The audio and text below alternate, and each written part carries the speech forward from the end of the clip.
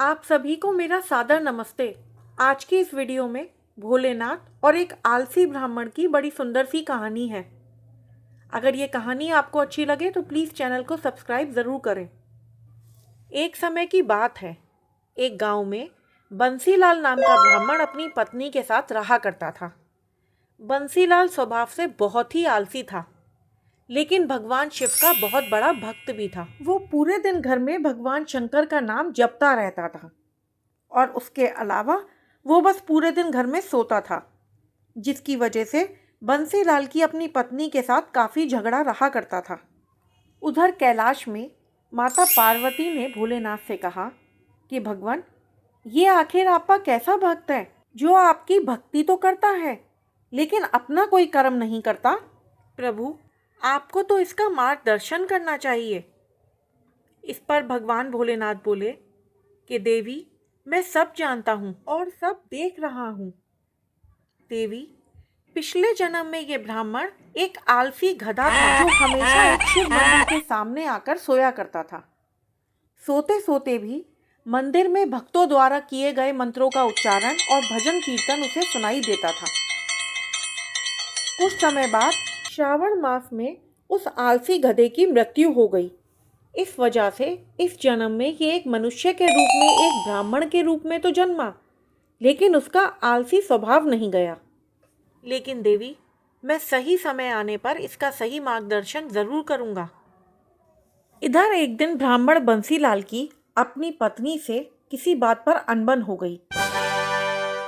उसकी पत्नी खेत में से फसल काटने के लिए कह रही थी, लेकिन वो अपने आलसी पने की वजह से उसकी बात को टालता रहा, जिसकी वजह से पत्नी और ब्राह्मण का बुरी तरह से लड़ाई झगड़ा हो गया और ब्राह्मण गुस्से में आके घर से निकल गया और शिव मंदिर की ओर चला गया।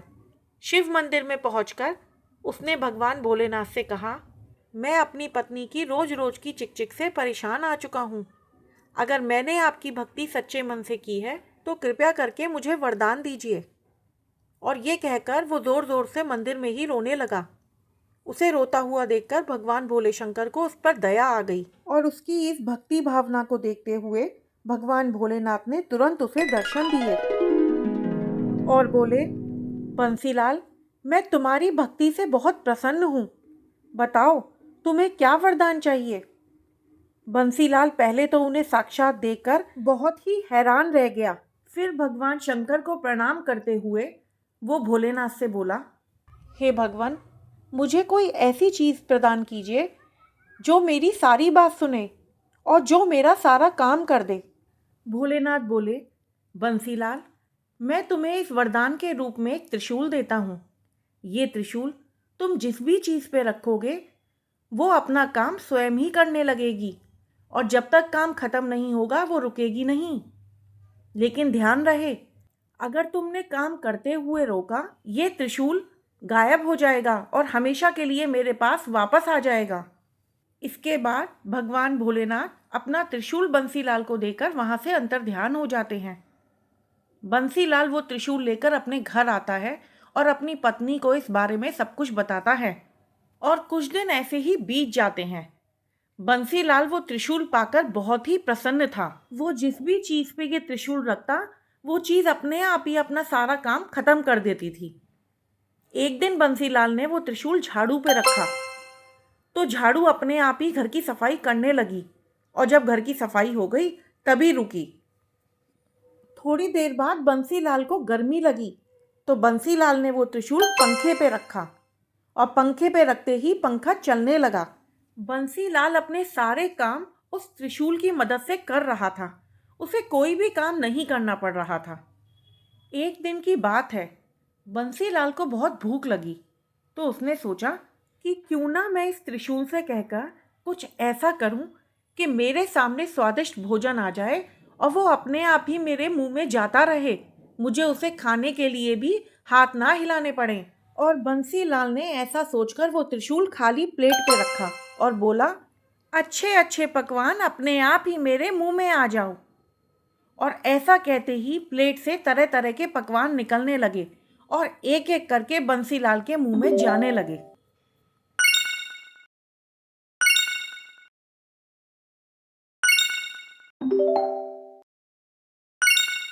अब कुछ देर तक तो बंसीलाल को बहुत मजा आया, क्योंकि पकवान अपने आप ही उसके मुंह में जा रहे थे और वो स्वादिष्ट व्यंजनों का पूरा मजा ले रहा था। लेकिन धीरे धीरे उसका पेट भरने लगा, लेकिन व्यंजन तो उसके मुंह में जाते ही जा रहे थे। अब उसका पेट पूरी तरीके से भर गया और वो और व्यंजन नहीं खा पा रहा था। उसने परेशान होकर आखिर कह ही दिया, रुक जाओ, और उसके कहते ही व्यंजन मुंह में जाने बंद हो गए। लेकिन इसके साथ ही वो भगवान शंकर का दिया हुआ त्रिशूल भी गायब हो गया। बंसीलाल त्रिशूल के गायब होने से बहुत ही दुखी हुआ, क्योंकि उसने भगवान शंकर से मिले हुए इस वरदान को खुद ही समाप्त कर लिया था। बंसीलाल समझ चुका था कि ये सब भोले शंकर ने उसे सबक सिखाने के लिए किया है। उसने मनी मन भोलेनाथ से क्षमा मांगी और बोला, भगवान, मुझे क्षमा कीजिए। मुझे अपनी गलती का एहसास हो चुका है। मैं बहुत ही मूर्ख था, जो हर छोटे छोटे काम को अपने आलस की वजह से टालता रहता था। आपने मुझे सबक सिखाकर मुझे सही राह दिखाई है। उसने भोले शंकर को हाथ जोड़ के प्रणाम किया और फिर उस दिन के बाद से बंसीलाल ने आलस करना बिल्कुल छोड़ दिया और अपनी सभी जिम्मेदारियां और अपने कार्य खुद ही करने शुरू कर दिए। और भोलेनाथ की कृपा से बंसीलाल का जीवन बहुत ही खुशहाल हो गया। जय हो भोलेनाथ की।